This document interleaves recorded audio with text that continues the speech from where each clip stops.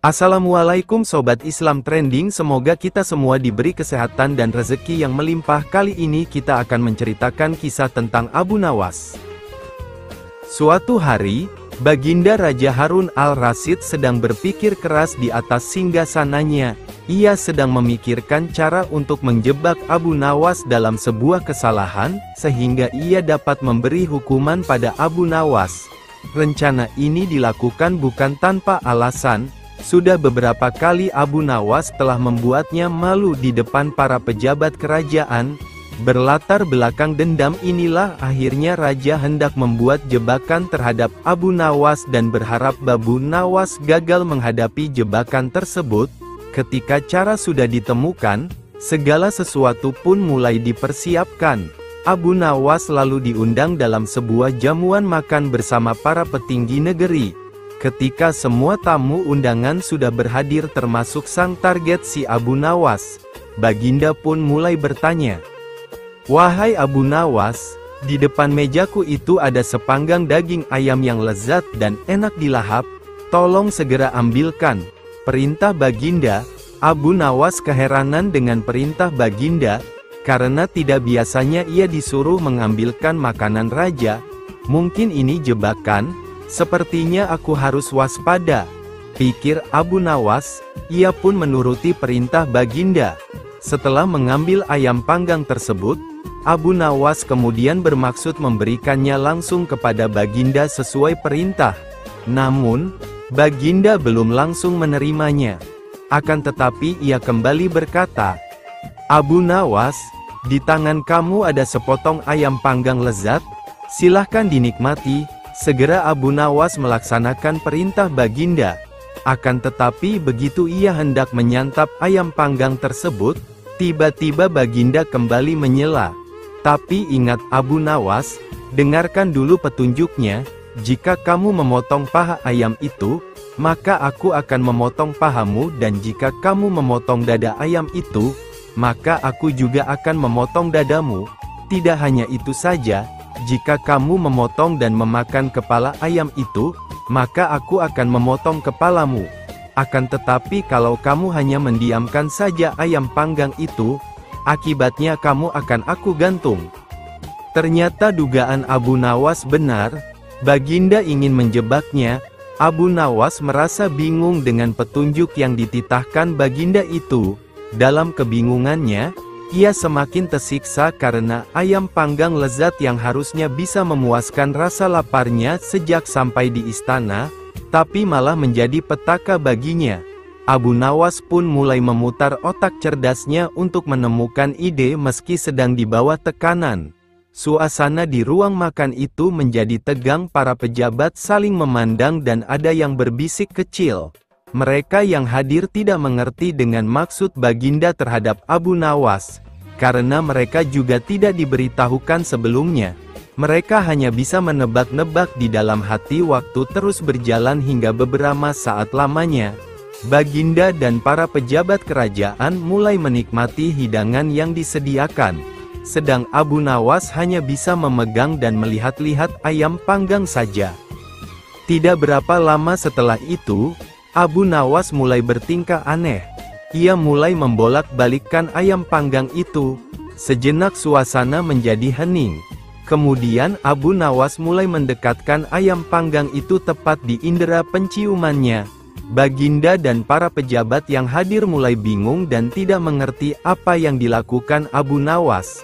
Mereka terus memperhatikan Abu Nawas.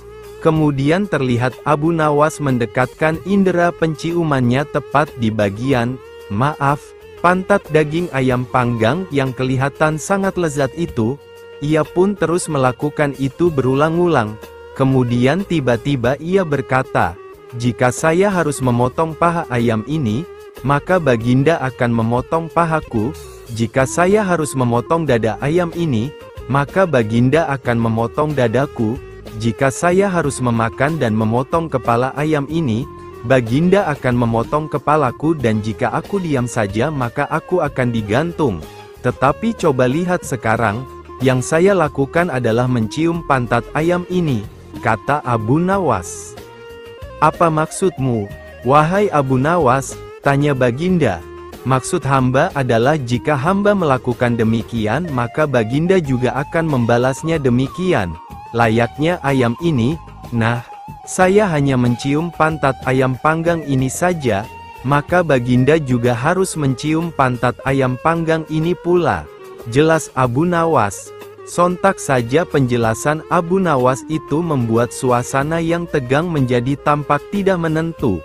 Para pejabat yang hadir menahan tawa, karena takut dihukum raja. Sementara itu, Baginda Raja yang mendengar ucapan Abu Nawas mulai memerah mukanya, merasa sangat malu. Baginda pun cepat-cepat berencana merubah keadaan yang sangat memalukannya itu. Ia pun segera memerintahkan Abu Nawas untuk pulang dan membawa serta ayam panggang dan beberapa makanan lain, karena ia belum sempat makan. "Wahai Abu Nawas, cepat pulanglah, jangan sampai aku berubah pikiran," kata raja. Abu Nawas pun segera pamit pulang beserta ayam panggangnya. Setibanya di rumah, ia mengundang beberapa tetangganya untuk makan bersama menikmati ayam panggang yang tadi hampir saja menjadi petaka baginya. Suatu hari seorang yogis, ahli yoga, dan seorang pendeta bersekongkol ingin memperdaya iman Abu Nawas dalam sebuah pengembaraan. Setelah semua rencana siap disusun, mereka berangkat menemui Abu Nawas di kediamannya. Ketika mereka datang, Abu Nawas sedang melakukan salat 2 rakaat. Setelah dipersilahkan masuk oleh istri Abu Nawas, mereka masuk dan menunggu sambil berbincang-bincang santai. Seusai salat, Abu Nawas menyambut mereka. Abu Nawas dan para tamunya bercakap-cakap sejenak. Mulailah mereka menyampaikan maksud mereka. "Wahai Abu Nawas, kami berdua sebenarnya ingin mengajak engkau melakukan pengembaraan suci. Kalau engkau tidak keberatan bergabunglah bersama kami," kata ahli yoga, dengan senang hati. "Lalu kapan rencananya?" tanya Abu Nawas polos. "Besok pagi," kata pendeta. "Baiklah kalau begitu kita bertemu di warung teh besok," kata Abu Nawas menyanggupi. Hari berikutnya mereka bertemu di warung teh. Setelah semua berkumpul mereka pun mulai berangkat. Di tengah perjalanan mereka mulai diserang rasa lapar.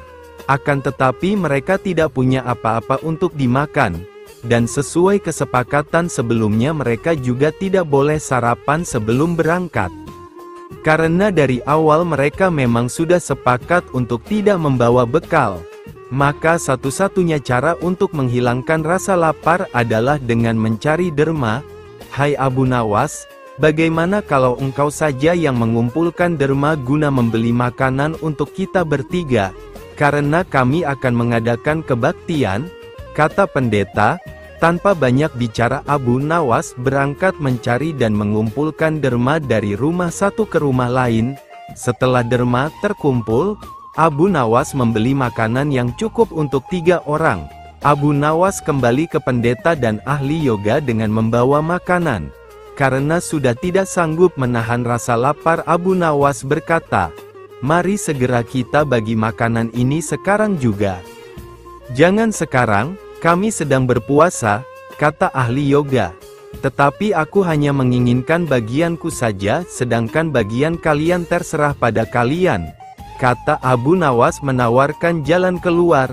"Aku tidak setuju, kita harus seiring seirama dalam berbuat apapun," kata pendeta. "Betul, aku pun tidak setuju karena waktu makanku besok pagi aku baru akan berbuka," kata ahli yoga. "Bukankah aku yang engkau jadikan alat pencari derma dan derma itu sekarang telah kutukar dengan makanan ini? Sekarang kalian tidak mengizinkan aku mengambil bagian sendiri. Padahal aku sudah sangat lapar dan lelah demi kalian. Kenapa kalian tidak menghargai itu?" kata Abu Nawas mulai merasa jengkel. Namun begitu pendeta dan ahli yoga tetap bersikeras tidak mengizinkan Abu Nawas mengambil bagian yang menjadi haknya. Meski Abu Nawas sudah terlihat sangat lapar ditambah lelah karena disuruh mencari derma, Abu Nawas pun terus berusaha meyakinkan kawan-kawan agar mengizinkan ia memakan bagiannya. Tetapi mereka tetap saja menolak. Abu Nawas benar-benar merasa jengkel dan marah. Namun Abu Nawas tidak memperlihatkan sedikit pun kejengkelan dan kemarahannya. "Bagaimana kalau kita mengadakan perjanjian?" kata pendeta kepada Abu Nawas. "Perjanjian apa?" tanya Abu Nawas. "Kita adakan lomba. Barang siapa di antara kita bermimpi paling indah, maka ia akan mendapat bagian yang terbanyak, yang kedua lebih sedikit, dan yang terburuk akan mendapat paling sedikit." Pendeta itu menjelaskan. Abu Nawas setuju. La tidak memberi komentar apa-apa. Ia sudah tahu jika itu memang akal bulus yang sudah mereka rencanakan untuk menjebaknya. Dan yang jelas mereka pasti tidak akan mengakui tentang kehebatan mimpi Abu Nawas nantinya. Oleh sebab itu ia pun mulai memikirkan jalan keluarnya. Hari pun mulai malam, embun mulai turun ke bumi, pendeta dan ahli yoga mengantuk dan tidur. Karena perut lapar Abu Nawas tidak bisa tidur. La hanya berpura-pura tidur. Setelah merasa yakin kawan-kawan sudah terlelap, Abu Nawas menghampiri makanan yang sudah dibeli tadi. Tanpa berpikir dua kali Abu Nawas langsung melahap habis bersama makanan bagian kawan-kawan hingga tidak tersisa sedikit pun. Setelah merasa kekenyangan Abu Nawas baru bisa tidur. Keesokan hari mereka bangun hampir bersamaan. Ahli yoga dengan wajah berseri-seri langsung bercerita, "Tadi malam aku bermimpi memasuki sebuah taman yang mirip sekali dengan nirvana. Aku merasakan kenikmatan yang belum pernah kurasakan sebelumnya dalam hidup ini." Pendeta mengatakan bahwa mimpi ahli yoga benar-benar menakjubkan, betul-betul luar biasa. Kemudian giliran pendeta menceritakan mimpinya. "Aku seolah-olah menembus ruang dan waktu. Dan ternyata memang benar. Aku secara tidak sengaja berhasil menyusup ke masa silam di mana pendiri agamaku hidup. Aku bertemu dengan beliau dan yang lebih membahagiakan adalah aku diberkatinya." Ahli yoga juga memuji-muji kehebatan mimpi pendeta. Abu Nawas hanya diam. La bahkan tidak merasa tertarik sedikit pun. Karena Abu Nawas belum juga buka mulut, pendeta dai ahli yoga mulai tidak sabar. Mereka pun menanyakan mimpi yang dialami Abu Nawas. Abu Nawas pun mulai bercerita, "Kalian tentu tahu Nabi Daud alaihi salam. Beliau adalah seorang nabi yang ahli berpuasa. Tadi malam, aku bermimpi berbincang-bincang dengan beliau. Beliau menanyakan apakah aku berpuasa atau tidak. Aku katakan aku berpuasa karena aku memang tidak makan sejak dini hari. Kemudian beliau menyuruhku segera berbuka karena hari sudah malam. Tentu saja aku tidak berani mengabaikan perintah beliau. Aku segera bangun dari tidur dan langsung menghabiskan makanan itu," kata Abu Nawas tanpa perasaan bersalah sedikit pun.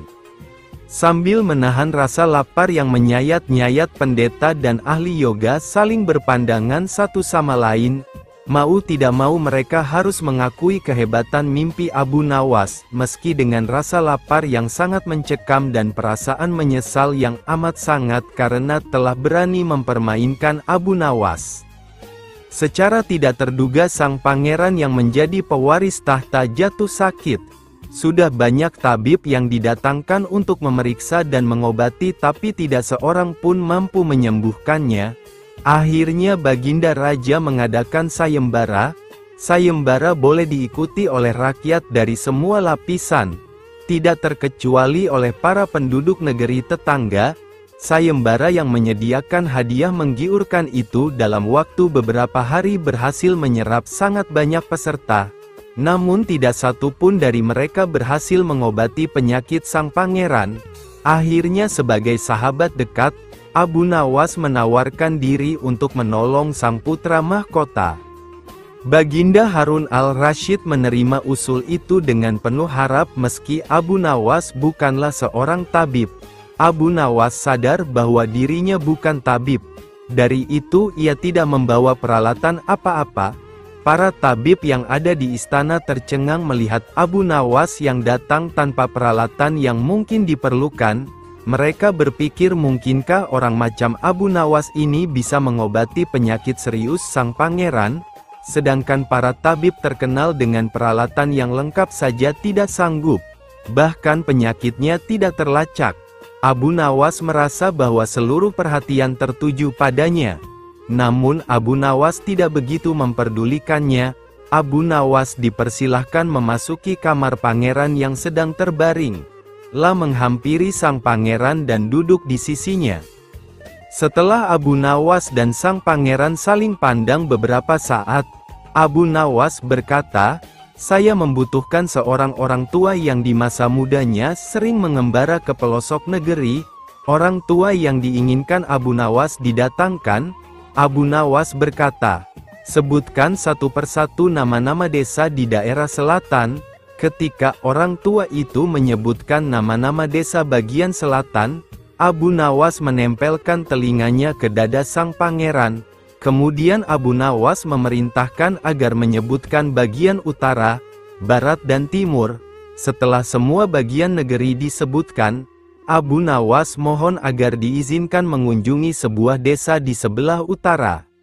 Raja merasa heran dan berkata, "Engkau kuundang ke sini bukan untuk bertamasya." "Ampun Baginda, hamba tidak bermaksud berlibur," kata Abu Nawas. "Jadi apa juga tujuanmu? Jelaskan, aku belum paham," kata raja. "Maafkan hamba, Paduka yang mulia, kurang bijaksana rasanya bila hamba menjelaskan sekarang," kata Abu Nawas. Baginda Raja memberi izin Abu Nawas pergi selama 2 hari meski dengan rasa penasaran. Sekembalinya dari desa perjalanannya, Abu Nawas langsung menemui sang pangeran yang tengah terbaring lemas. Abu Nawas kemudian membisikkan sesuatu pada pangeran, kemudian menempelkan telinganya ke dada sang pangeran. Setelah itu Abu Nawas langsung menghadap raja. "Apakah yang mulia masih menginginkan sang pangeran tetap hidup?" tanya Abu Nawas. "Apa maksud perkataanmu?" tanya raja dengan kaget. Sang pangeran sedang jatuh cinta pada seorang gadis desa di sebelah utara negeri ini, kata Abu Nawas menjelaskan. "Bagaimana kau tahu?" tanya Baginda kembali. "Beberapa hari yang lalu ketika nama-nama desa di seluruh negeri disebutkan oleh orang tua pengelana itu, tiba-tiba degup jantung pangeran bertambah keras saat mendengarkan nama sebuah desa di bagian utara negeri ini. Sang pangeran tidak berani mengutarakannya kepada Baginda jika ia telah jatuh cinta pada seorang gadis desa tersebut," jelas Abu Nawas. "Lalu apa yang harus aku lakukan?" tanya raja. "Cara satu-satunya adalah dengan mengawinkan pangeran dengan gadis desa itu," jawab Abu Nawas. "Bagaimana jika tidak?" tanya raja ragu-ragu. "Cinta itu buta tuanku, bila kita tidak berusaha mengobati kebutaannya, maka ia akan segera mati," kata Abu Nawas meyakinkan. Baginda pun tidak bisa menolak saran Abu Nawas. Sang pangeran adalah pewaris tahta kerajaan. Abu Nawas benar. Begitu mendengar persetujuan sang Baginda Raja, sang pangeran berangsur-angsur pulih. Sebagai tanda terima kasih Baginda Raja, Abu Nawas diberi hadiah atas bantuannya. Suatu hari Baginda Raja Harun al-Rashid diserang penyakit yang sangat aneh. Tubuhnya terasa kaku dan pegal semua. Suhu badannya naik dan dia tak kuat untuk melangkah. Kondisi ini membuat Baginda tidak nafsu makan sehingga sakitnya bertambah parah. Bermacam tabib sudah didatangkan ke istana untuk mengobati Baginda, tetapi tidak satu pun berhasil. Baginda Raja tidak mau menyerah begitu saja. Tekad beliau untuk segera sembuh dan beraktivitas lagi sangatlah besar. Baginda akhirnya membuat sebuah pengumuman sayembara, barang siapa dapat menyembuhkan Baginda, maka dia akan diberi hadiah yang besar. Berita sayembara itu pun sampai ke telinga oleh Abu Nawas. Ia pun tertarik untuk mengikutinya. Ia mulai memutar otaknya memikirkan cara menyembuhkan Baginda Raja. Tidak berapa lama kemudian ia menuju istana untuk mengajukan diri mengobati Baginda Raja. Baginda sangat terkejut melihat pengajuan diri Abu Nawas. Mengingat ia bukanlah tabib, Rasanya Abu Nawas tidak mungkin dapat mengobati Baginda. Wahai Abu Nawas, setahuku kamu itu bukan seorang tabib. Tapi mengapa engkau mengikuti sayembara ini? Tanya Baginda heran. Abu Nawas hanya tersenyum mendengar pertanyaan Baginda. Dengan segala kecerdasan pikirannya, akhirnya Abu Nawas berhasil meyakinkan Baginda untuk mempercayainya. Abu Nawas memulai dengan menanyakan kondisi Baginda, mengobservasi dan menganalisa penyakit yang dialami Baginda. Baginda mengeluhkan kepada Abu Nawas jika ia tidak mengerti apa penyakit yang sedang ia alami, karena belum ada satu orang tabib pun yang berhasil mengobatinya. Ia mengeluhkan rasa sakit dan panas di sekujur tubuhnya. Abu Nawas tertawa ketika mendengar keluhan sakit Baginda. Baginda pun merasa tersinggung dengan respon Abu Nawas tersebut. Hai Abu Nawas, kenapa engkau tertawa mendengar keluhanku? Tanya Baginda kesal. Tidak Paduka, kalau penyakit seperti itu gampang sekali menemukan obatnya, jawab Abu Nawas. Raja pun terkejut mendengar jawaban Abu Nawas.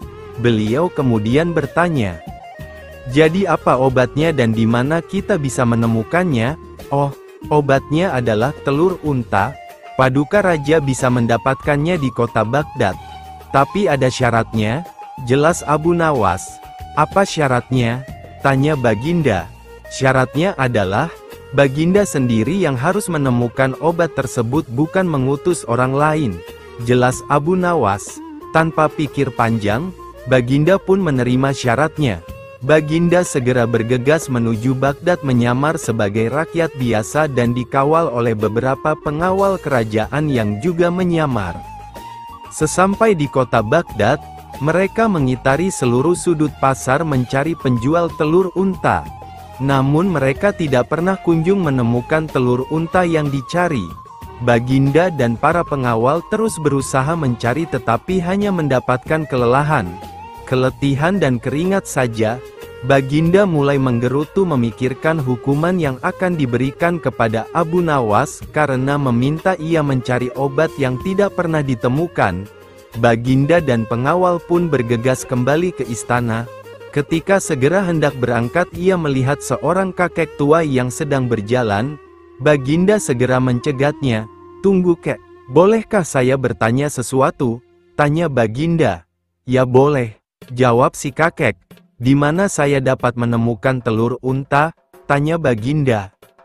Ya boleh, jawab si kakek. Di mana saya dapat menemukan telur unta? Tanya Baginda. Telur unta? Si kakek kemudian terdiam sejenak lalu tertawa lebar. Si kakek pun menjelaskan jika tidak ada telur unta di dunia ini. Ia mengatakan jika hewan yang memiliki daun telinga itu melahirkan, bukan bertelur. Baginda dan para pengawal tersentak kaget bukan kepalang mendengar penjelasan si kakek. Dalam keadaan murka pada Abu Nawas karena telah mempermainkannya, Baginda segera kembali ke istana. Keesokan paginya Abu Nawas segera dihadirkan untuk menghadap. Hai Abu Nawas, berani sekali kamu mempermainkan aku. Bukankah unta tidak bertelur? Ujar sang raja marah. Betul, Paduka, jawab Abu Nawas. Tanpa penjelasan lebih lanjut dari Abu Nawas, Baginda langsung memerintahkan pengawal untuk memberikan hukuman berat kepada Abu Nawas. Tunggu dulu Baginda, sebelum Baginda menghukum hamba, bolehkah hamba bertanya bagaimana kabar Baginda sekarang? Tanya Abu Nawas. Alhamdulillah, aku sangat sehat sekarang dan begitu bersemangat ingin segera memberi hukuman padamu. Jawab Baginda tanpa menyadari jika itu adalah pertanyaan jebakan Abu Nawas. Berarti hamba berhasil menyembuhkan Paduka ya? Jawab Abu Nawas. Baginda Raja terdiam. Ia mulai menyadari jika sebelumnya adalah taktik Abu Nawas menyembuhkan dirinya meskipun dengan cara yang tidak masuk akal. Baginda pun tidak dapat berkata apa-apa selain mengakui kecerdikan Abu Nawas dan memberi hadiah atas keberhasilannya dalam sayembara menyembuhkan raja. Selama ini ia tidak sadar jika ia bukanlah sakit parah dan akan sembuh jika ia sering berolahraga menjaga kesehatannya. Pada suatu hari, Baginda Raja memanggil Abu Nawas menghadap ke istana. Seperti biasanya Baginda ingin menguji kecerdikan Abu Nawas sejauh mana ia bisa lolos dari hukuman Baginda. Sesampainya Abu Nawas menghadap, Baginda mulai bertitah, "Hai, Abu Nawas, aku menginginkan 6 ekor lembu berjenggot dan pandai bicara. Aku ingin engkau mendatangkan mereka dalam waktu seminggu. Jika gagal, aku akan menggantungmu," kata Baginda mengancam. Tidak ada pilihan lain bagi Abu Nawas selain menyanggupinya. "Baiklah, Tuanku Syah Alam, hamba junjung tinggi titah Tuanku," jawab Abu Nawas. Baginda mengira kali ini Abu Nawas pasti akan celaka, karena tidak akan ada lembu berjenggot dan pandai bicara. Setelah menerima titah Baginda, Abu Nawas memohon diri untuk pamit pulang ke rumah. Sesampainya di rumah, Abu Nawas mulai memeras otaknya untuk mencari jalan keluar. Berhari-hari ia terus di dalam rumah, tapi belum juga mendapatkan cara yang pas untuk masalah seperti itu, hingga tibalah di pagi ke-7 yang merupakan saat-saat yang mendebarkan. Akan tetapi Abu Nawas tidak ambil pusing karena semalam ia sudah menemukan cara yang jitu untuk mengganti hukumannya yang mengancam nyawa menjadi hadiah besar. Setelah selesai mandi dan sarapan, Abu Nawas pun berangkat menuju pasar. Tujuannya adalah mencari 6 ekor lembu yang pandai bicara. Sesampainya di pasar, di tengah kerumunan orang tiba-tiba ia berteriak, "Hai orang-orang muda, hari ini hari apa?" tanya Abu Nawas. Sontak pandangan semua mengarahkan padanya. Abu Nawas pun mulai menanyai mereka satu persatu. Namun dari sekian banyak orang yang menjawab, sebagian besar dari mereka tidak bisa menjawab dengan benar. Abu Nawas pun memperlihatkan kegeramannya pada orang-orang yang tidak bisa menjawab tadi. Begitu saja tidak bisa menjawab. "Kalau begitu, mari kita menghadap Sultan Harun al-Rasyid untuk mencari tahu kebenaran yang sesungguhnya." Karena merupakan salah seorang kepercayaan Baginda Raja, mereka pun menuruti Abu Nawas untuk menghadap Baginda Raja. Abu Nawas memilih 6 orang di antara mereka yang paling bodoh untuk dihadapkan pada Baginda. Pendapa istana sudah dipenuhi oleh warga masyarakat ingin menyaksikan kehebatan atau nasib malang Abu Nawas jika nantinya gagal menjalani titah paduka raja. Pucuk dicinta ulam pun tiba. Abu Nawas yang dinanti-nanti sudah sampai dan segera menyembah paduka bersama 6 orang berjenggot. Baginda pun merasa sudah tidak sabar, kemudian bertanya, "Hai Abu Nawas, mana lembu berjenggot yang pandai bicara itu?" Tanpa banyak bicara, Abu Nawas pun menunjuk ke 6 orang yang dibawanya itu. "Mohon ampun Baginda, inilah mereka." "Hai Abu Nawas, apa maksudmu menunjuk pada mereka?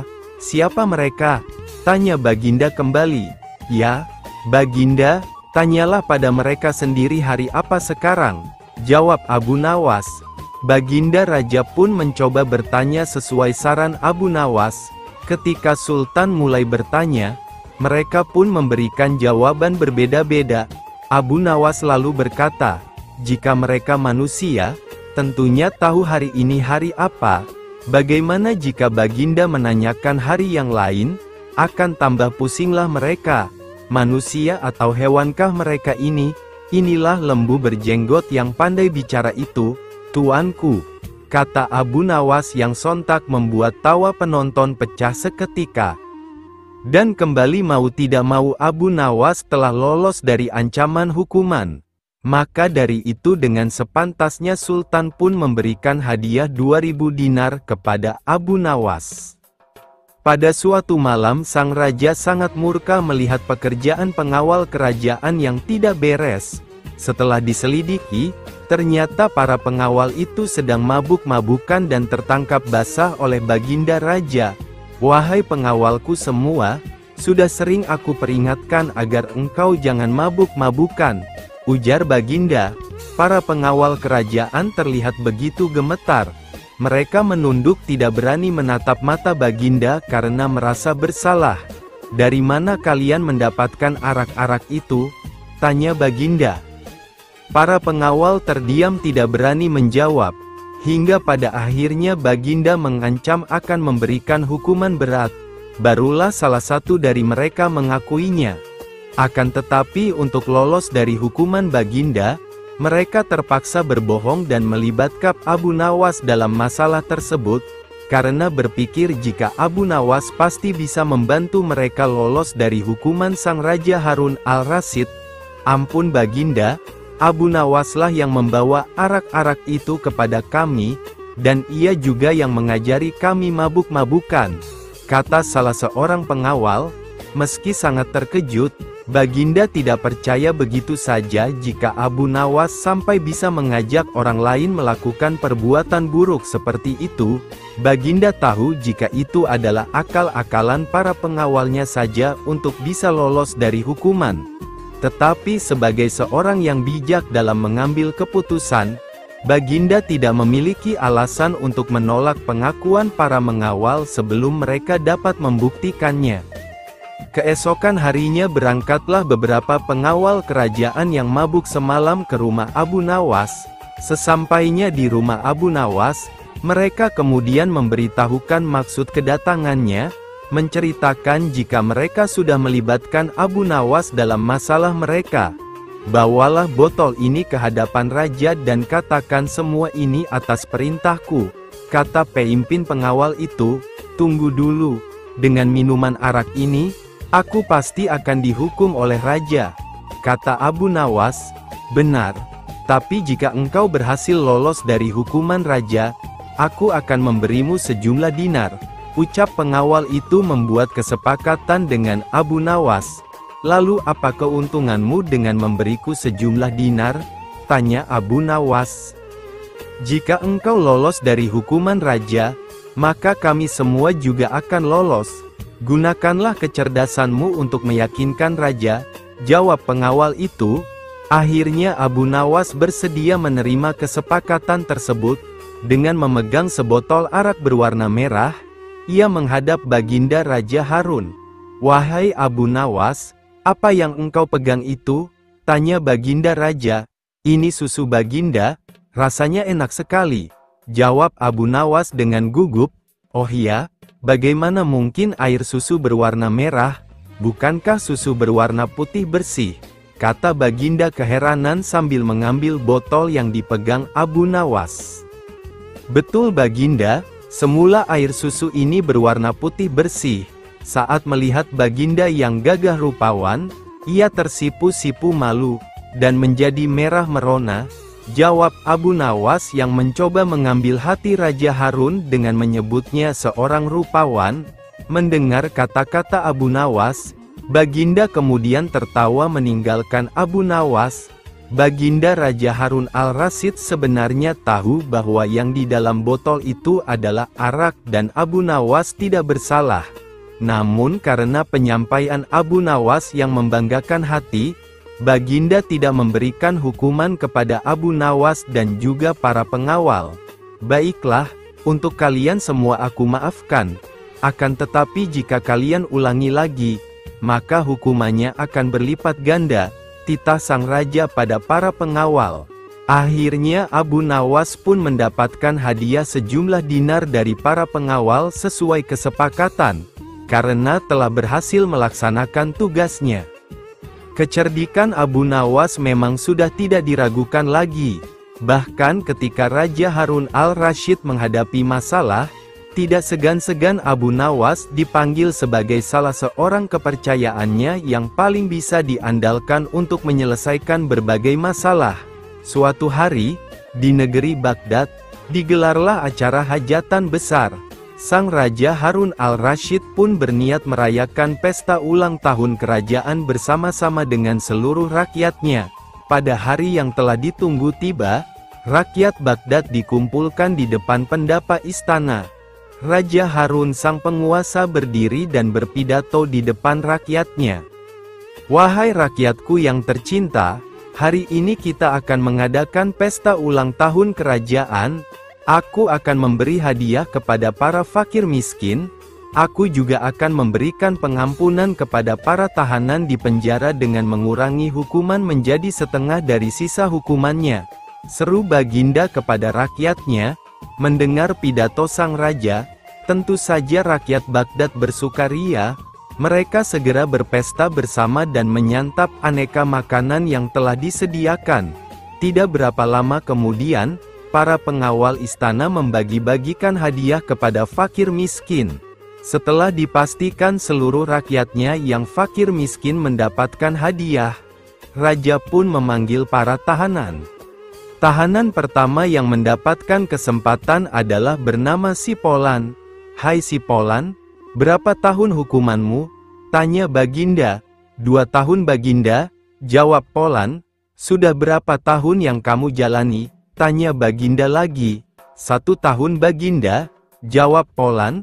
"Kalau begitu, sisa hukumanmu yang 1 tahun aku kurangi menjadi setengah tahun sehingga hukumanmu tinggal 6 bulan saja," tegas Baginda. Selanjutnya, dipanggillah Ali. "Berapa tahun hukumanmu Ali?" tanya Baginda. Dengan wajah sedih, Ali menjawab, "Mohon ampun Baginda, hamba dihukum seumur hidup," jawab Ali. Mendengar jawaban Ali tersebut, Baginda menjadi bingung harus menjawab apa untuk mengurangi hukuman Ali. Di tengah kebingungannya, raja yang terkenal bijaksana ini teringat dengan akan Abu Nawas. Akhirnya, dipanggillah Abu Nawas.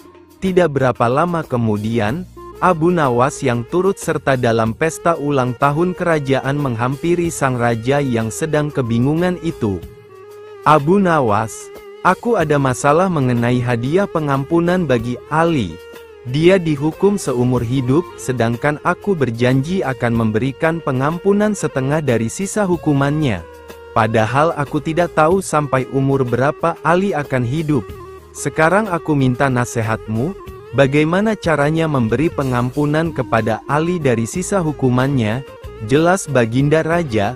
Mendengar penuturan Baginda, Abu Nawas pun ikut bingung.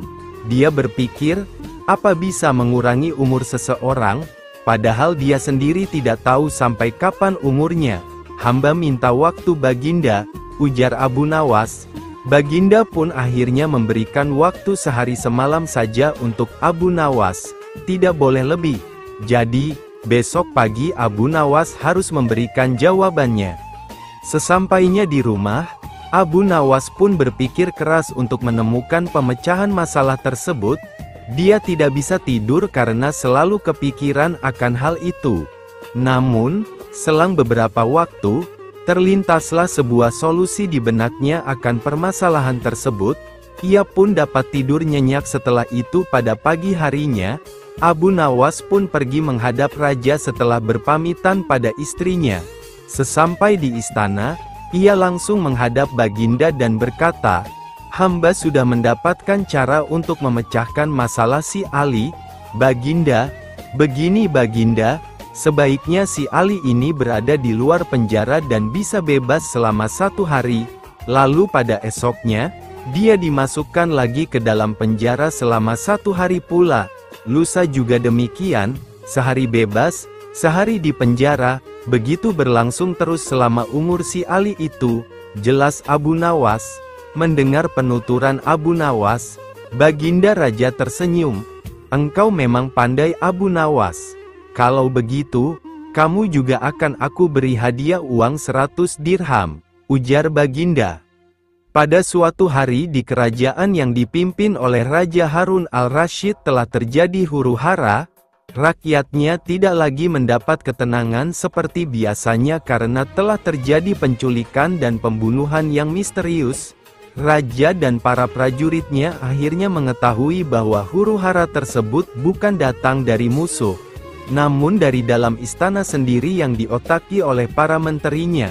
Namun, Raja sangat kesulitan untuk mencari siapa yang bersekongkol terhadap tindakan penculikan dan pembunuhan tersebut karena dia melihat bahwa para menterinya semuanya taat kepadanya. Dari itu, dipanggillah Abu Nawas sebagai penasehat yang cerdas memiliki segudang cara dalam menyelesaikan masalah. "Akhir-akhir ini aku sangat gelisah. terjadi kekacauan di sana-sini. Sepertinya ada orang kepercayaanku yang hendak mencoba menghancurkan kerajaanku. Apa ada yang salah dengan kepemimpinanku? Tanya Baginda kepada Abu Nawas. Ampun beribu ampun Baginda, apa yang bisa hamba lakukan untuk membantu? Tanya Abu Nawas. Begini wahai Abu Nawas, berilah cara kepadaku untuk menguji kesetiaan para menteriku, pinta Baginda Raja. Baiklah Paduka, berilah hamba waktu sehari saja agar bisa memikirkan caranya, ujar Abu Nawas. Abu Nawas pun kembali ke rumahnya setelah Baginda memberinya waktu sehari. Setiba di rumah, Abu Nawas mulai berpikir keras mencari cara menyelesaikan masalah yang sedang dihadapi Baginda. Malam pun semakin larut, tidak sadar ia pun tertidur lelap karena kelelahan berpikir seharian. Keesokan harinya ketika hendak menunaikan salat subuh, tanpa sengaja ia menemukan sehelai sorban yang berbau tidak sedap. Sorban itu memang telah lama tidak dicuci oleh istrinya. Dari situlah Abu Nawas menemukan sebuah cara jitu untuk masalah Baginda. Setelah siap menunaikan salat, di pagi buta Abu Nawas langsung bergegas menuju istana kerajaan untuk menghadap Baginda Raja dengan membawa serta sorban yang sudah bau tadi. Abu Nawas pun menceritakan ide yang baru saja ia temukan. Ide tersebut adalah memanfaatkan sorban yang sudah dibawa serta ia meminta Baginda Raja untuk bersandiwara seolah telah memiliki sorban sakti. Baginda Raja pun setuju dan melakukan yang diminta Abu Nawas. Maka dibuatlah rencana untuk mengumpulkan seluruh menterinya. Semua menteri berkumpul di pendapa istana sesuai perintah raja. Di hadapan para menteri itu, Baginda Raja mengatakan bahwa ia telah mendapat hadiah berupa sorban sakti hasil pemberian dari kerajaan lain. Sedang salah satu kesaktian sorban itu adalah bisa menentukan masa depan kerajaan di masa yang akan datang. Lalu Baginda pun berseru, "Wahai para menteriku, bantulah aku untuk menentukan masa depan negeri ini," seru Raja. "Bagaimana caranya wahai Baginda?" tanya salah seorang menteri. "Masing-masing dari kalian, coba ciumlah sorban hadiah ini secara bergantian. Apabila berbau wangi, maka kerajaan ini akan damai, abadi, sentosa. Namun, apabila bau yang tercium busuk, maka kerajaan ini tidak akan lama lagi akan segera runtuh," jelas Baginda. Baginda pun memasuki sebuah ruangan, di mana para menteri akan bergiliran satu persatu dipanggil ke ruangan Baginda untuk mencium sorban sakti tersebut. Setelah semuanya telah mendapatkan giliran, maka dikumpulkanlah kembali para menteri-menterinya. "Bagaimana baunya?" tanya Raja. "Sorban ini baunya sangat harum. Niscaya kerajaan ini akan damai abadi," jawab menteri pertama. Menteri kedua dan ketiga menjawab sama dengan menteri pertama. Intinya adalah mereka berusaha untuk membuat rajanya senang. Giliran menteri keempat dan kelima angkat bicara. Di luar dugaan, menteri keempat dan kelima ini mengatakan bahwa sorab sakti tersebut baunya busuk dan menyengat hidung. Mendengar penyataan menteri keempat dan kelima itu, Baginda Raja akhirnya membuka rahasia bahwa sorban yang dikiranya sakti tersebut adalah milik Abu Nawas yang sudah usang dan tidak dicuci lama sekali. "Kini aku tahu siapa di antara kalian yang selama ini telah berkhianat kepadaku. Kalian telah terbukti berbohong dan kalian pantas untuk dihukum berat," ujar Raja Harun. Menteri pertama, kedua dan ketiga pun mulai kalang kabut kebakaran jenggot. Spontan saja mereka saling menyalahkan. Baginda pun tidak ambil pusing dengan memerintahkan pengawal menangkap dahulu mereka bertiga. Setelah diselidiki secara mendalam, maka terbuktilah mereka bertiga bersekongkol untuk menyingkirkan Baginda Raja. Para menteri pengkhianat itu pun segera dijebloskan ke penjara. Kepada menteri keempat dan kelima, Raja Harun al-Rasyid memberikan hadiah dan memuji kesetiaan yang telah diberikan oleh mereka. Begitu juga dengan Abu Nawas. Kisah ini mirip dengan kejadian pada masa Nabi Sulaiman ketika masih muda. Entah sudah berapa hari kasus seorang anak bayi yang diakui oleh dua orang ibu yang sama-sama sangat ingin memiliki anak. Hakim pun rupanya mengalami kesulitan memutuskan dan menentukan perempuan yang menjadi ibu bayi itu sebenarnya. Kasus ini sudah berlarut-larut tanpa ada keputusan yang jelas. Hakim akhirnya menghadap Baginda Raja untuk meminta bantuan. Baginda pun turun tangan. Baginda memakai taktik rayuan. Baginda berpendapat mungkin dengan cara-cara yang amat halus. Salah satu wanita itu ada yang mau mengalah. Tetapi kebijaksanaan Baginda Raja Harun al-Rashid justru membuat kedua perempuan makin mati-matian saling mengaku bahwa bayi itu adalah anaknya. Baginda pun putus asa. Mengingat tak ada cara-cara lain lagi yang bisa diterapkan, Baginda pun berpikir mungkin perlu memanggil Abu Nawas meminta bantuannya. Abu Nawas hadir menggantikan hakim. Abu Nawas tidak menjatuhkan putusan pada hari itu melainkan menunda sampai hari berikutnya. Semua yang hadir yakin Abu Nawas pasti sedang mencari akal seperti yang biasa dilakukan. Padahal penundaan itu hanya disebabkan oleh hal lain, yaitu seorang algojo yang harusnya masuk dalam taktik Abu Nawas tidak berada di tempat. Keesokan hari sidang pengadilan diteruskan lagi. Abu Nawas memanggil algojo dengan pedang di tangan.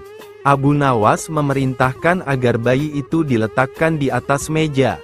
"Apa yang akan kau perbuat terhadap bayi itu?" kata kedua perempuan itu saling memandang. "Sebelum saya mengambil tindakan, apakah salah satu dari kalian bersedia mengalah dan menyerahkan bayi itu kepada yang memang berhak memilikinya?" kata Abu Nawas. "Tidak, bayi itu adalah anakku," kata kedua perempuan itu serentak. "Baiklah, kalau kalian memang sungguh-sungguh menginginkan bayi itu dan tidak ada yang mau mengalah, maka saya terpaksa membelah bayi itu menjadi dua sama rata dan membaginya kepada kalian," kata Abu Nawas mengancam dengan spontan. Perempuan pertama girang bukan kepalang, setuju akan tindakan yang akan dilakukan Abu Nawas, sedangkan perempuan kedua menjerit-jerit histeris. "Jangan, tolong jangan dibelah bayi itu, biarlah aku rela bayi itu seutuhnya diserahkan kepada perempuan itu," kata perempuan kedua. Abu Nawas tersenyum lega. Pemilik sebenarnya bayi tersebut sudah diketahui. Abu Nawas segera mengambil bayi itu dan langsung menyerahkan kepada perempuan kedua. Abu Nawas minta agar perempuan pertama dihukum sesuai dengan perbuatannya, karena tidak ada ibu yang tega menyaksikan anaknya disembelih, apalagi di depan mata. Baginda Raja merasa puas terhadap keputusan Abu Nawas. Sebagai rasa terima kasih, Baginda memberikan sejumlah hadiah atas bantuannya yang sangat berguna. Secara tidak terduga sang pangeran yang menjadi pewaris tahta jatuh sakit. Sudah banyak tabib yang didatangkan untuk memeriksa dan mengobati, tapi tidak seorang pun mampu menyembuhkannya. Akhirnya Baginda Raja mengadakan sayembara. Sayembara boleh diikuti oleh rakyat dari semua lapisan, tidak terkecuali oleh para penduduk negeri tetangga. Sayembara yang menyediakan hadiah menggiurkan itu dalam waktu beberapa hari berhasil menyerap sangat banyak peserta. Namun tidak satu pun dari mereka berhasil mengobati penyakit sang pangeran. Akhirnya sebagai sahabat dekat, Abu Nawas menawarkan diri untuk menolong. Baginda Harun al-Rashid menerima usul itu dengan penuh harap meski Abu Nawas bukanlah seorang tabib. Abu Nawas sadar bahwa dirinya bukan tabib. Dari itu ia tidak membawa peralatan apa-apa. Para tabib yang ada di istana tercengang melihat Abu Nawas yang datang tanpa peralatan yang mungkin diperlukan. Mereka berpikir mungkinkah orang macam Abu Nawas ini bisa mengobati penyakit serius sang pangeran, sedangkan para tabib terkenal dengan peralatan yang lengkap saja tidak sanggup. Bahkan penyakitnya tidak terlacak. Abu Nawas merasa bahwa seluruh perhatian tertuju padanya. Namun Abu Nawas tidak begitu memperdulikannya. Abu Nawas dipersilahkan memasuki kamar pangeran yang sedang terbaring. La menghampiri sang pangeran dan duduk di sisinya. Setelah Abu Nawas dan sang pangeran saling pandang beberapa saat, Abu Nawas berkata, "Saya membutuhkan seorang orang tua yang di masa mudanya sering mengembara ke pelosok negeri." Orang tua yang diinginkan Abu Nawas didatangkan. Abu Nawas berkata, "Sebutkan satu persatu nama-nama desa di daerah selatan." Ketika orang tua itu menyebutkan nama-nama desa bagian selatan, Abu Nawas menempelkan telinganya ke dada sang pangeran. Kemudian Abu Nawas memerintahkan agar menyebutkan bagian utara, barat dan timur. Setelah semua bagian negeri disebutkan, Abu Nawas mohon agar diizinkan mengunjungi sebuah desa di sebelah utara. Raja merasa heran dan berkata, "Engkau kuundang ke sini bukan untuk bertamasya." "Ampun Baginda, hamba tidak bermaksud berlibur," kata Abu Nawas. "Jadi apa juga tujuanmu? Jelaskan, aku belum paham," kata raja. "Maafkan hamba, Paduka yang mulia, kurang bijaksana rasanya bila hamba menjelaskan sekarang," kata Abu Nawas. Baginda Raja memberi izin Abu Nawas pergi selama 2 hari meski dengan rasa penasaran. Sekembalinya dari desa perjalanannya, Abu Nawas langsung menemui sang pangeran yang tengah terbaring lemas. Abu Nawas kemudian membisikkan sesuatu pada pangeran, kemudian menempelkan telinganya ke dada sang pangeran. Setelah itu Abu Nawas langsung menghadap raja. "Apakah yang mulia masih menginginkan sang pangeran tetap hidup?" tanya Abu Nawas. "Apa maksud perkataanmu?" tanya raja dengan kaget. Sang pangeran sedang jatuh cinta pada seorang gadis desa di sebelah utara negeri ini, kata Abu Nawas menjelaskan. "Bagaimana kau tahu?" tanya Baginda kembali. "Beberapa hari yang lalu ketika nama-nama desa di seluruh negeri disebutkan oleh orang tua pengelana itu, tiba-tiba degup jantung pangeran bertambah keras saat mendengarkan nama sebuah desa di bagian utara negeri ini. Sang pangeran tidak berani mengutarakannya kepada Baginda jika ia telah jatuh cinta pada seorang gadis desa tersebut," jelas Abu Nawas. "Lalu apa yang harus aku lakukan?" tanya raja. "Cara satu-satunya adalah dengan mengawinkan pangeran dengan gadis desa itu," jawab Abu Nawas. "Bagaimana jika tidak?" tanya raja ragu-ragu. "Cinta itu buta tuanku, bila kita tidak berusaha mengobati kebutaannya, maka ia akan segera mati," kata Abu Nawas meyakinkan. Baginda pun tidak bisa menolak saran Abu Nawas. Sang pangeran adalah pewaris tahta kerajaan. Abu Nawas benar. Begitu mendengar persetujuan sang Baginda Raja, sang pangeran berangsur-angsur pulih. Sebagai tanda terima kasih Baginda Raja, Abu Nawas diberi hadiah atas bantuannya. Suatu hari seorang yogis, ahli yoga, dan seorang pendeta bersekongkol ingin memperdaya iman Abu Nawas dalam sebuah pengembaraan. Setelah semua rencana siap disusun, mereka berangkat menemui Abu Nawas di kediamannya. Ketika mereka datang, Abu Nawas sedang melakukan salat 2 rakaat. Setelah dipersilahkan masuk oleh istri Abu Nawas, mereka masuk dan menunggu sambil berbincang-bincang santai. Seusai salat, Abu Nawas menyambut mereka. Abu Nawas dan para tamunya bercakap-cakap sejenak. Mulailah mereka menyampaikan maksud mereka. "Wahai Abu Nawas, kami berdua sebenarnya ingin mengajak engkau melakukan pengembaraan suci.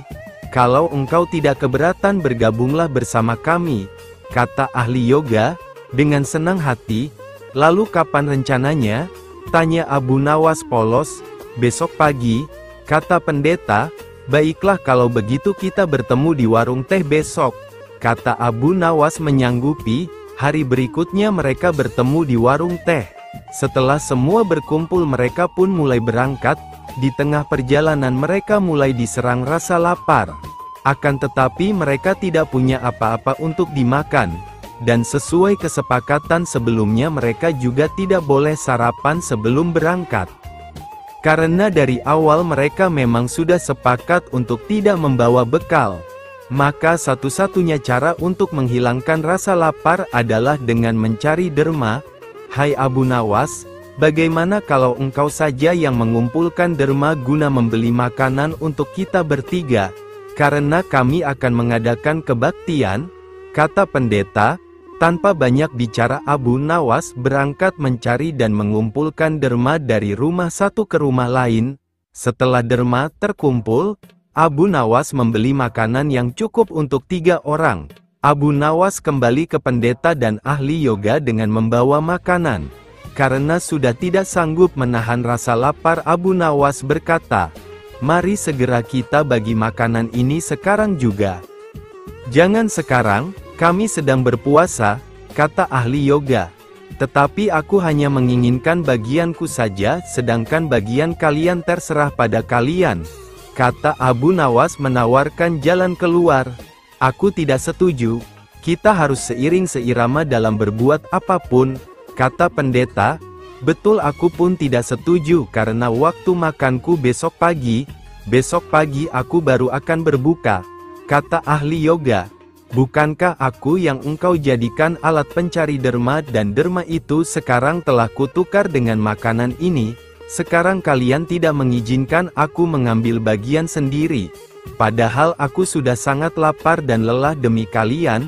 Kenapa kalian tidak menghargai itu?" kata Abu Nawas mulai merasa jengkel. Namun begitu pendeta dan ahli yoga tetap bersikeras tidak mengizinkan Abu Nawas mengambil bagian yang menjadi haknya. Meski Abu Nawas sudah terlihat sangat lapar ditambah lelah karena disuruh mencari derma, Abu Nawas pun terus berusaha meyakinkan kawan-kawan agar mengizinkan ia memakan bagiannya. Tetapi mereka tetap saja menolak. Abu Nawas benar-benar merasa jengkel dan marah. Namun Abu Nawas tidak memperlihatkan sedikit pun kejengkelan dan kemarahannya. "Bagaimana kalau kita mengadakan perjanjian?" kata pendeta kepada Abu Nawas. "Perjanjian apa?" tanya Abu Nawas. "Kita adakan lomba, barang siapa di antara kita bermimpi paling indah, maka ia akan mendapat bagian yang terbanyak, yang kedua lebih sedikit, dan yang terburuk akan mendapat paling sedikit." Pendeta itu menjelaskan. Abu Nawas setuju. Lah tidak memberi komentar apa-apa. Ia sudah tahu jika itu memang akal bulus yang sudah mereka rencanakan untuk menjebaknya. Dan yang jelas mereka pasti tidak akan mengakui tentang kehebatan mimpi Abu Nawas nantinya. Oleh sebab itu ia pun mulai memikirkan jalan keluarnya. Hari pun mulai malam, embun mulai turun ke bumi. Pendeta dan ahli yoga mengantuk dan tidur. Karena perut lapar, Abu Nawas tidak bisa tidur. Lah hanya berpura-pura tidur. Setelah merasa yakin kawan-kawan sudah terlelap, Abu Nawas menghampiri makanan yang sudah dibeli tadi. Tanpa berpikir 2 kali Abu Nawas langsung melahap habis bersama makanan bagian kawan-kawan hingga tidak tersisa sedikit pun. Setelah merasa kekenyangan, Abu Nawas baru bisa tidur. Keesokan hari mereka bangun hampir bersamaan. Ahli yoga dengan wajah berseri-seri langsung bercerita, "Tadi malam aku bermimpi memasuki sebuah taman yang mirip sekali dengan nirvana. Aku merasakan kenikmatan yang belum pernah kurasakan sebelumnya dalam hidup ini." Pendeta mengatakan bahwa mimpi ahli yoga benar-benar menakjubkan, betul-betul luar biasa. Kemudian giliran pendeta menceritakan mimpinya. "Aku seolah-olah menembus ruang dan waktu, dan ternyata memang benar. Aku secara tidak sengaja berhasil menyusup ke masa silam di mana pendiri agamaku hidup. Aku bertemu dengan beliau dan yang lebih membahagiakan adalah aku diberkatinya." Ahli yoga juga memuji-muji kehebatan mimpi pendeta. Abu Nawas hanya diam. Lah bahkan tidak merasa tertarik sedikit pun. Karena Abu Nawas belum juga buka mulut, pendeta dai ahli yoga mulai tidak sabar. Mereka pun menanyakan mimpi yang dialami Abu Nawas. Abu Nawas pun mulai bercerita, "Kalian tentu tahu Nabi Daud alaihi salam. Beliau adalah seorang nabi yang ahli berpuasa. Tadi malam, aku bermimpi berbincang-bincang dengan beliau. Beliau menanyakan apakah aku berpuasa atau tidak. Aku katakan aku berpuasa karena aku memang tidak makan sejak dini hari. Kemudian beliau menyuruhku segera berbuka karena hari sudah malam. Tentu saja aku tidak berani mengabaikan perintah beliau. Aku segera bangun dari tidur dan langsung menghabiskan makanan itu, kata Abu Nawas tanpa perasaan bersalah sedikit pun. Sambil menahan rasa lapar yang menyayat-nyayat, pendeta dan ahli yoga saling berpandangan satu sama lain. Mau tidak mau mereka harus mengakui kehebatan mimpi Abu Nawas, meski dengan rasa lapar yang sangat mencekam dan perasaan menyesal yang amat sangat karena telah berani mempermainkan Abu Nawas. Suatu hari, Baginda Raja Harun al-Rasyid sedang berpikir keras di atas singgasananya. Ia sedang memikirkan cara untuk menjebak Abu Nawas dalam sebuah kesalahan, sehingga ia dapat memberi hukuman pada Abu Nawas. Rencana ini dilakukan bukan tanpa alasan. Sudah beberapa kali Abu Nawas telah membuatnya malu di depan para pejabat kerajaan. Berlatar belakang dendam inilah akhirnya Raja hendak membuat jebakan terhadap Abu Nawas dan berharap Abu Nawas gagal menghadapi jebakan tersebut. Ketika cara sudah ditemukan, segala sesuatu pun mulai dipersiapkan. Abu Nawas lalu diundang dalam sebuah jamuan makan bersama para petinggi negeri. Ketika semua tamu undangan sudah berhadir termasuk sang target si Abu Nawas, Baginda pun mulai bertanya, "Wahai Abu Nawas, di depan mejaku itu ada sepanggang daging ayam yang lezat dan enak dilahap, tolong segera ambilkan." Perintah Baginda. Abu Nawas keheranan dengan perintah Baginda, karena tidak biasanya ia disuruh mengambilkan makanan raja. Mungkin ini jebakan, sepertinya aku harus waspada, pikir Abu Nawas. Ia pun menuruti perintah Baginda. Setelah mengambil ayam panggang tersebut, Abu Nawas kemudian bermaksud memberikannya langsung kepada Baginda sesuai perintah. Namun, Baginda belum langsung menerimanya. Akan tetapi ia kembali berkata, "Abu Nawas, di tangan kamu ada sepotong ayam panggang lezat, silahkan dinikmati." Segera Abu Nawas melaksanakan perintah Baginda. Akan tetapi begitu ia hendak menyantap ayam panggang tersebut, tiba-tiba Baginda kembali menyela. "Tapi ingat Abu Nawas, dengarkan dulu petunjuknya. Jika kamu memotong paha ayam itu, maka aku akan memotong pahamu, dan jika kamu memotong dada ayam itu, maka aku juga akan memotong dadamu. Tidak hanya itu saja, jika kamu memotong dan memakan kepala ayam itu, maka aku akan memotong kepalamu.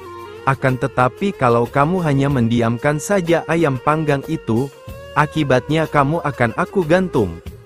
Ternyata dugaan Abu Nawas benar. Baginda ingin menjebaknya.